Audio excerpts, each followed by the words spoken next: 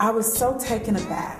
There's a lot of stuff that's happened in the last 2 years, but I was so taken aback when I stood on the floor and I watched individuals put forth a piece of legislation that would deny people their constitutional right to vote.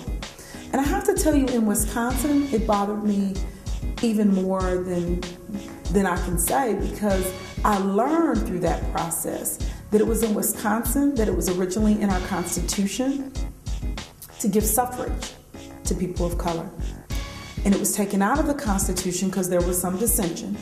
But it was later brought as a statewide referendum that passed to give suffrage to people of color in our first year as a state.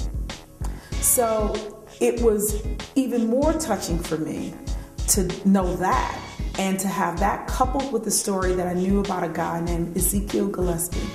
He hangs in my office on the wall. And Ezekiel was an African-American guy who went to vote in the city of Milwaukee and was denied the right to vote. And when Ezekiel was denied the right to vote, he was my kind of guy.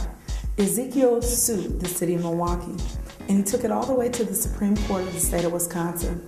And to show you how progressive Wisconsin has been on the right to vote, the Supreme Court of Wisconsin ruled in Ezekiel Gillespie's favor in 1866 unanimously. The Supreme Court of Wisconsin ruled in Ezekiel Gillespie's favor. So in 2012, to stand on the floor as only the 1,000th senator, only the 20th woman in the history of our state, only the 5th African American, and only the 2nd African American woman, I was livid to see my colleagues do something to disenfranchise seniors, students, low income, and disproportionately minorities with the right to vote through a voter suppression that they called voter ID bill. And this is the thing. The bill that they did, they proclaimed that it would address the issue of fraud, but it addressed none of the fraud, none of the 0.002% of fraud that we've had in our state. Zero of that would have been addressed through the bill that they did.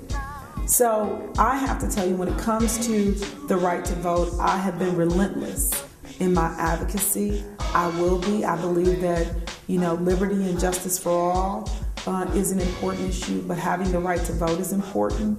But it's one thing to have the right to vote.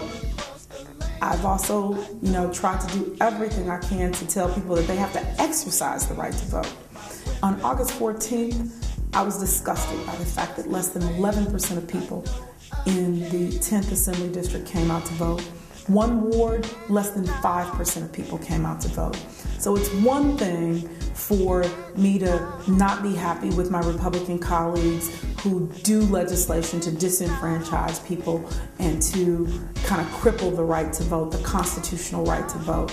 I'm proud that I'm from a state that long before the nation gave suffrage to people of color, that Wisconsin gave that right, although it was only for men, ladies, the right to vote to people of color, and that we had a Supreme Court that unanimously did it. I'm more disgusted by the fact that people have the right and they don't exercise it.